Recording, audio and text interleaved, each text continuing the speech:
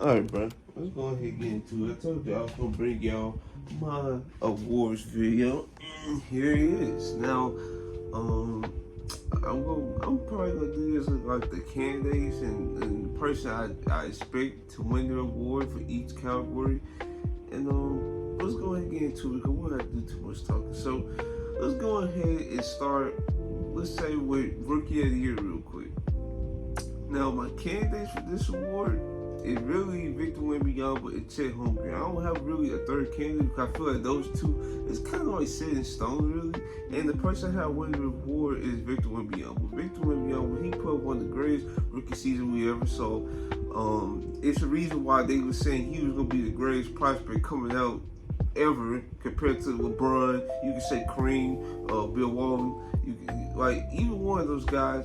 And folks were saying Victor Wembanyama was better than all of those guys coming out of the draft. And from what I just saw this year from him, it most definitely that is true. And I'm surprised he's not higher on like folks' rankings coming after this season, bro. I would not be surprised if he's like top 15 right away. I'm not gonna be mad at it. I just probably gonna have a problem with folks trying to put him like top 10 or something. But top 15 is all bets are off. He's that good. He's one of the best rim protectors in the league already. We'll try him on that end. I just feel like, what are you doing? Like, do not try Victor Wembanyama. It's not sweet down there. Yeah, a couple people have called him. A shot blocker of that caliber and the amount of shots he had to contest, I'm not surprised a couple people has called him. But I tell you what, the most people that try to drive him, they shot getting sent back to their face or getting sent into the crowd, bro.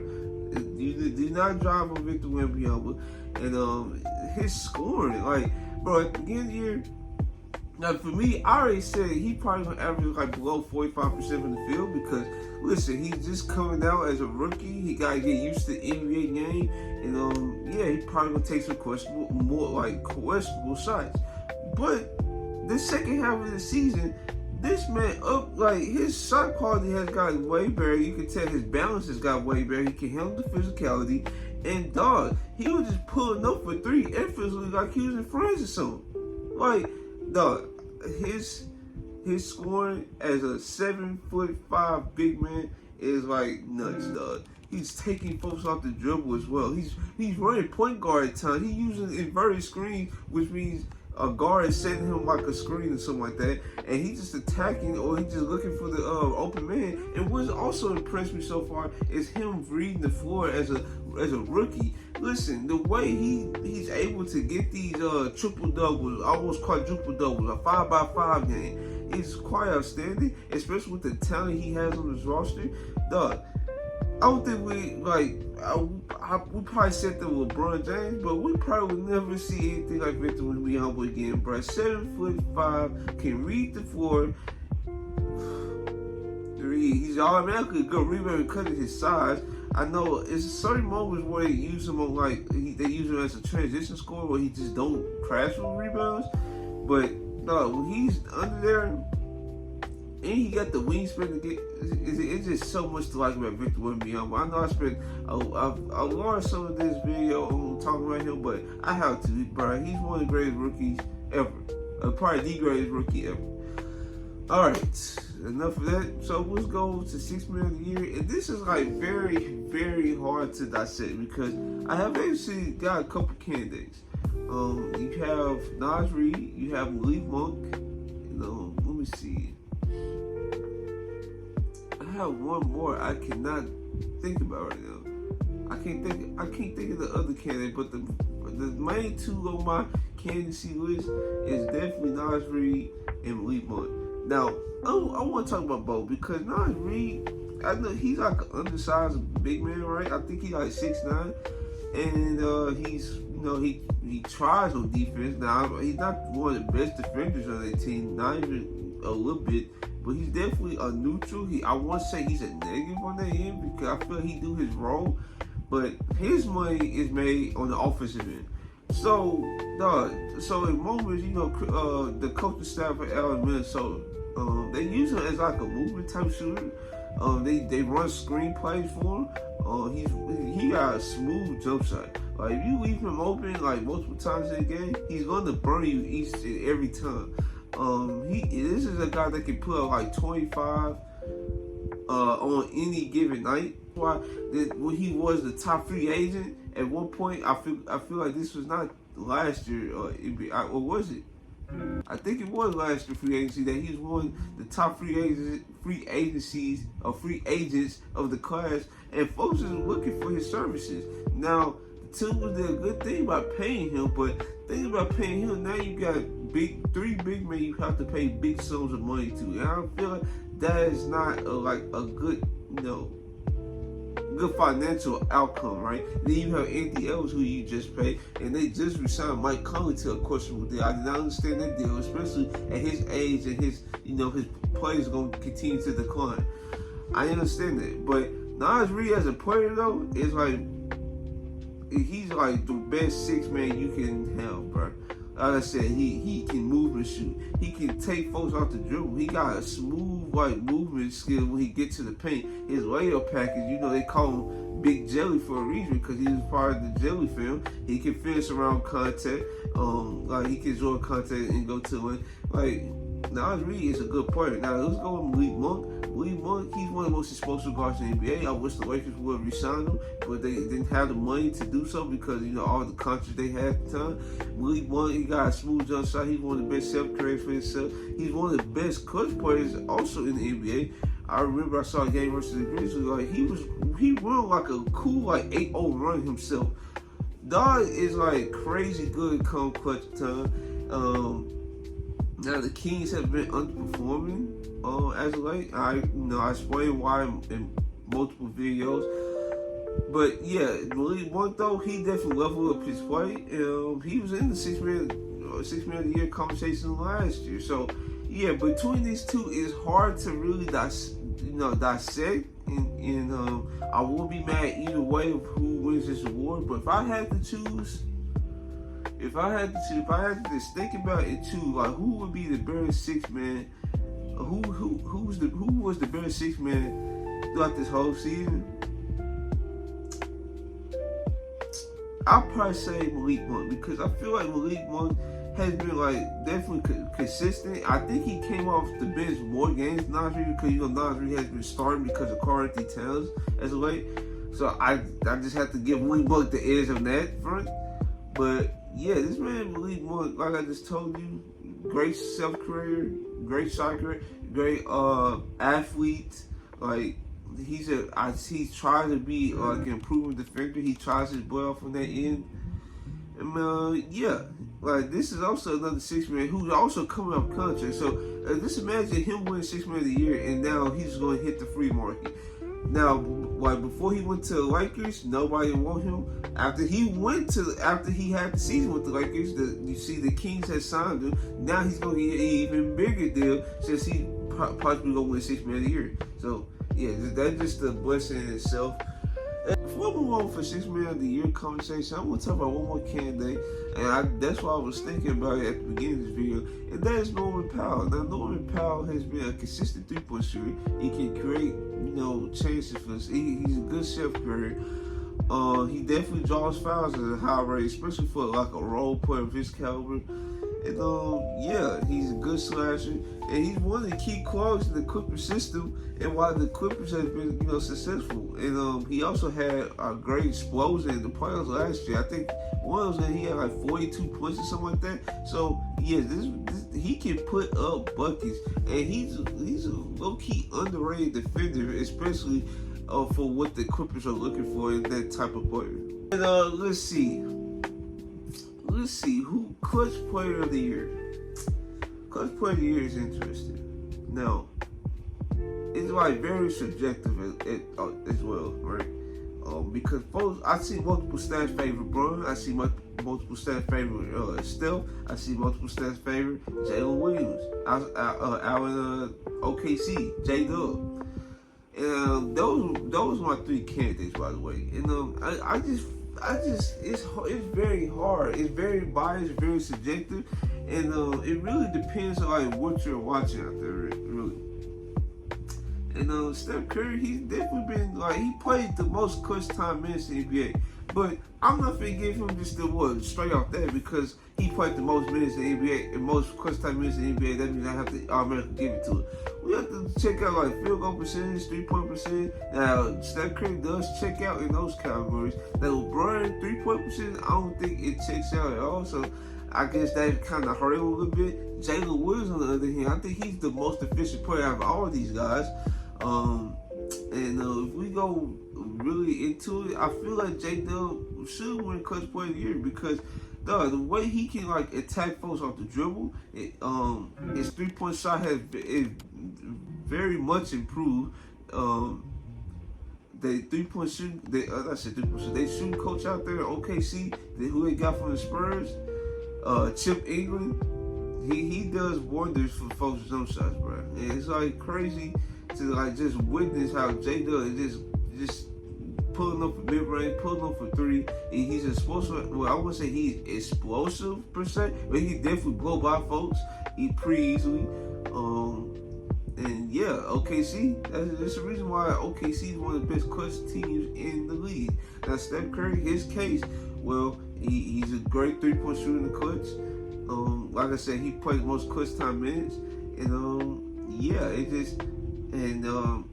definitely has some memorable performances in the clutch, and especially versus that Boston. I think that Boston game on my birthday, December 19th, he went berserk that game. I definitely remember that game. Like the Celtics didn't know what to do in that situation. Now LeBron James' case, I feel like LeBron James. It could be me because I'm a fan of the Lakers, but I feel like he has more memorable performances in the clutch compared to the others. Because I know he got the 21-point game against the Clippers. I know he had the explosion versus the Thunder, right? Yeah, the Thunder. And he also had a bunch of clutch time performances versus the Suns. Now, I know his 3-point percentage in the clutch is really not that good, and his field goal percentage on the other hand is good, but you can't have like a drop in your 3-point percentage like that and expect to win the award. So that's why I'm probably leaning towards Jalen Williams to win. Now, Steph Curry winning, I would not have a problem with it. Definitely, I would not have a problem with LeBron James winning, but if Jalen Williams win, I feel like he's probably more deserving of the field, but yeah, that's just me. So let's go ahead and talk about Defensive Player of the Year, and that is, I have 3 candidates for this, for sure.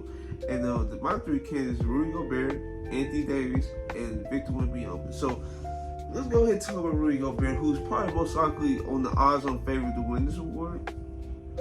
He's the reason why the Timberwolves the Timberwolves defense went from middle of the pack to now the best defense in the league. The coverages they use Rudy Gobert on this year is like very different. He's not a primarily drop big no more. Well, he is primarily, but that's not the only coverage they use for him like they did last year. He can get up to the level of the screen, which is like the heads. It'd be certain moments where he can switch out into the perimeter, and you can see that he's an improving defender on the perimeter now. He can move his feet well. I feel like he trusts his teammates more on the end, so that's why he feel more comfortable guarding the space. He's been he's been an elite rim protector throughout his whole career in the NBA, and it's the reason why the Timberwolves defense is so good, and they can shut down like anybody on the offensive end, whether it be Giannis, whether it could be Anthony Davis. Anthony Davis, he been getting his buckets. But really just Giannis. They make it hard on guys like LeBron. And yeah, it's multiple of the stars that make it hard on. Now, I know they really didn't, stop Embiid because Embiid's like one of the greatest scorers of all time. So that's going to be a hard cover. But yeah, this man, Rudy Gobert, he's a great rebounder. He's a great rim protector. And his rim deterrence numbers is one of the best in the league. And yeah, it's really no surprise why he's probably going to win the award again. Okay, so my next candidate, and who I think should win the award, is Anthony Davis. Now, if you do a side-by-side on Anthony Davis numbers compared to Gobert, everything just better. You can see the rebounds is favorite AD, the blocks is favorite AD, the steals is favorite AD, the rim deterrence numbers, the rim defensive field goal percentage versus expected, stuff like that. Yeah, Gobert probably higher on the thing, but AD is not that far off. Who can test more shots? AD in the paint. Who can test more shots on the perimeter? AD. I seen opposed defense numbers. They say AD is in the higher percentile than Rudy Gobert. It's like, bro, like what are we doing? Like this, why is AD so low on so many lists? But we have my next candidate on the list, Victor Wembanyama, who's like on the 22nd ranked defense, but they top 5 with him on the court. But they have him number 2. I just don't understand it. I just don't understand it because AD, he can protect the paint. He's tasked to try to guard a way bigger big man. Then in certain coverages where they switch, he can switch. Like he's one of the best switchable big. He's one of the best switchable bigs in the league right now. You could probably say Bam. You could say, it's a couple other big men. You can even say Rudy Gobert. He been getting better at switch heavy scheme. But yeah, Anthony Davis is definitely the best at it. He got quick feet, quick hands. He got great eye coordination. Like that run he had last year in the playoffs was one of the best runs we ever see. I think he averaged legit like 4 blocks a game in the first round. Then he turned that around, averaged like 2-3 more blocks in Golden State, and then he ran to Jokic. But we cannot discount what he did to like take away Memphis offense, Golden State offense, who just came off a championship run, brought back really the same core. And that's really all I got to say about Anthony Davis as a defender. I feel like in my eyes he's the best defender in the league. But this next candidate, he gonna definitely push him out the way pretty soon. That is Victor Wembanyama. Victor Wembanyama, like I just explained to you in the Rookie of the Year vote thing, or in my Rookie of the Year awards candidates, bro. Like he's literally the best. He's really one of the best rim protectors already in his career. I feel like there's moments where he could be better and being aware in certain situations. I know in the clutch versus Jaren Jackson, I know he could have been helped sooner, but he got screened soon. He tried to help, and he didn't really get contested a shot. These moments like those was like kind of hurt him a little bit. But guess what? He in his rookie season, and he's literally got the most stocks in the NBA that's still in blocks in the NBA by far. This by far at that, right? He also had a 5x5 game. He had 5 blocks in one game. I think that was against the Lakers. His wingspan is ridiculous. You try like get up block a floater, so he can legit block the floater with his wingspan, bro. Bro, it is crazy. He also got good movement skills to be a switchable big as well, because I know at the beginning of the season they used him as a power forward. He was good in the help. He was good stunting at defenders and stuff like that. And you can tell like the Spurs as a whole was definitely way better with him on the court. Now, I feel like next year he definitely probably gonna win the award next year. I would definitely not be surprised. It's probably unfortunate that AD probably not gonna win one at all, but it is what it is, especially when you have a generational defender, or probably even a transcendent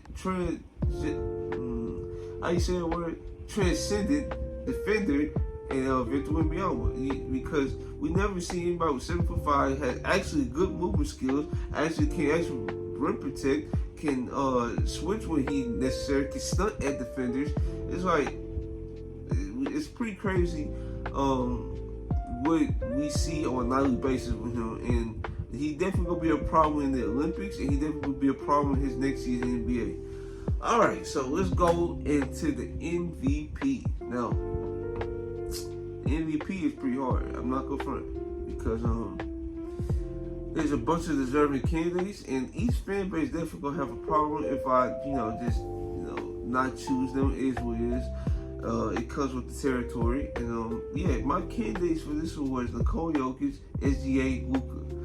Now, let's talk about Luka. Now, there was a point in the season where Kyrie missed maybe 20-some games or something like that, and they was playing at HC levels. Now, I thought they was going to really stay there throughout the whole season until right now, but when Kyrie came back, that's when the Mavericks took off. Luka Doncic is putting up like 33, 9, and 9. He's almost averaging a triple-double, which is crazy, right? He's like one of the best slashers going to the rim. He finishes at great levels. He's one of the best, he's one of the best playmakers in the league. His passes is just so pinpoint and accurate at times. There's also moments where he try a little too advanced passes, where that's why his turnover numbers be so high. But as a playmaker of his caliber, bro, you empower him to try make reads like that, because then your offense is already gonna be supercharged with his scoring. Now, if he can just dissect the defense bit by bit like that, especially in pick and roll setting when they try to blitz him, that's not a good idea. He's just gonna hit you with the bounce pass, or he's gonna try to fake you. He's gonna try to use his eyes. He gonna try ball fake, he go to like the wing or something, he go to like a paint pass right there, then sometimes he go from the corner pass, fake that pass, he go to the wing, or he gonna try to do like a short roll pass, and boom, that could get an easy bucket. This is a Derek Lively and Daniel Gafford definitely helped the Mavericks out a lot, and Luka Doncic being the playmaker he is, Kyrie Irving being the shot creator he is, they offense got supercharged, and that's why they the 5th seed, and they have a chance to actually make some noise in the playoffs now, because everything's just clicking on all cylinders. Luka Doncic is the 2nd best player in the NBA, and if folks want to give him the award, I'm not gonna be mad at it, because he had a great season. Really, all these guys had a great season, an elite season, but it's you gotta really read in between the lines of how great Luka has been this season. Going from 8th to 5th in this Western Conference, being consistent throughout the whole season. Actually, he played 70 games this season. Well, I feel like that's pretty high for him in his career. And I don't want to say it's his career high, because I'm not sure how many games he played in 1920 or 2021 for that matter. But yeah, this guy is like legit. He's definitely legit. And this candidate is SGA. Now SGA, this is definitely a better season. I feel like he went from 35-5 to like almost 31-5, right, like around the same numbers, right? OKC, they went from the 11th seed when he was putting up these numbers to the 1st seed in the West. So you gotta credit the Thunder there, because the Thunder, like I said, they've been like top 3 seed like throughout this whole time, right? SGA is one of the best shot creators. He can get to his spots with ease. He's definitely a big guard, so he know how to post up in certain spots. His footwork when he drives to lane is just like Luka, because when they drive, they don't like go at like a normal tempo throughout, right? Sometimes they speed up, they slow down when they get to the paint. 1, they drag you out. 2, and then they either pump fake, or you off balance, then they can just get an N1 something, or they just get a free layup. Now, if you do cut that off, like I said in the previous video, they can just do a counter move, and they get to like a short mid-range area shot. So yes, SGA, he has multiple counters to his game. He, like, for the last couple years now, he's been one of the best drivers going to the rim, and he also been converting them chances also at a high rate. So that's why he's a good driver and a good finisher at the rim. He really don't take that many threes, and the reason why, because his game is mostly dominated in the mid-range and paint area, which is pretty crazy, because in the NBA today, everything's like threes and layups. The fact that SGA is mid-range and layups is like, now I wouldn't call him a 3-level scorer, because like I said, he don't have the attempts or makes to actually consider him that, but being an elite 2-level scorer that he is, you really don't need the 3rd level, to be honest with you. You can just dominate in the spots and just go work there. Okay, next person that's a candidate on the list is Nikola Jokic, and he's also kind of the same way, where you can just give him the ball in spots and let him operate. His playmaking is the best in the league. It's the best in the league to me. And when you talk about pinpoint accurate passes, Nikola Jokic passes is like ridiculous. I feel like once he like get a groove and like offensive groove, and when he feel like teams trying to load up on him, he can easily beat that. He don't need to like dominate the ball to like be a good playmaker, because he a good screen setter, right? He can roll to the basket when necessary. There's moments where he could throw like a touch pass, like when he get the ball, he just touches next to the next defender. That's why his playmaking passes is so good. If folks try to double him through it, on the baseline, he just throw a behind the back pass to Aaron Gordon. You try like double him on the short roll, that's another alley-oop to Aaron Gordon.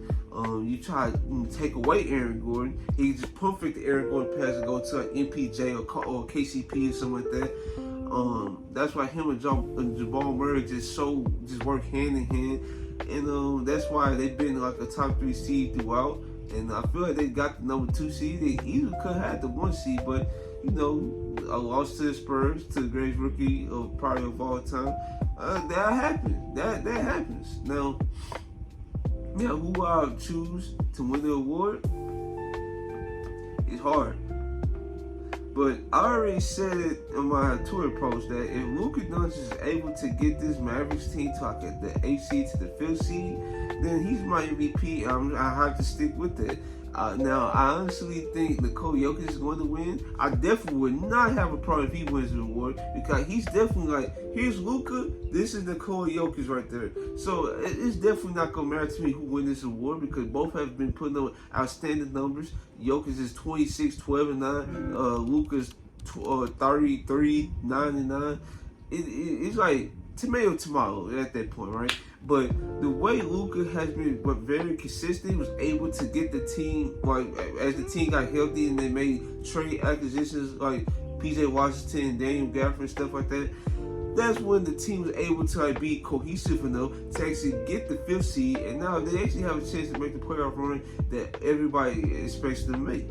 Now, that's really all I got for today's video. I have Luka as my MVP. I have AD as my Defensive Player of the Year.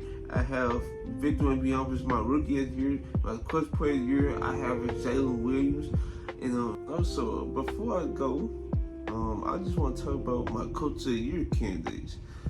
And I have a couple, and I'm just not sure like how to feel about each one. So, for starters, I have Mark Daigneault, right? I think that's how you pronounce it, Mark Daigneault on the Thunder. I just like how he just puts his players in a position to actually succeed.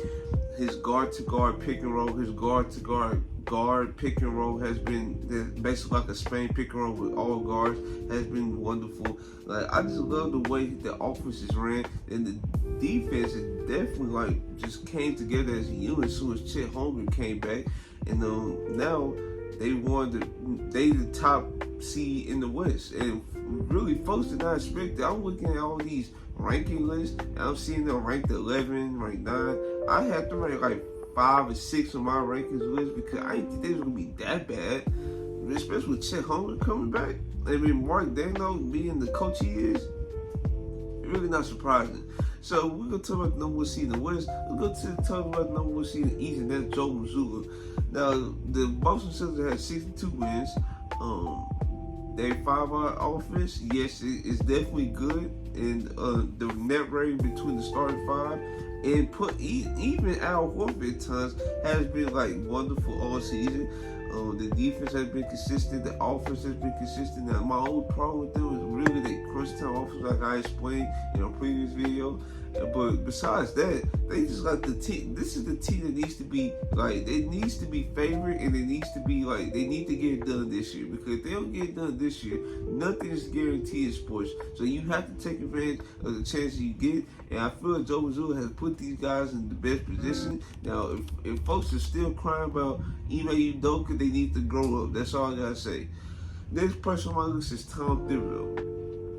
Now, I think in 2021, I believe he won it, if I'm correct. Matter of fact, he most definitely did win the award. I wouldn't be surprised if he's up there again this year, because the Knicks really didn't have Julius Randle for most of the season. They didn't have OG Anunoby for most of the season, or most of the time he was there. And they still won 50 games.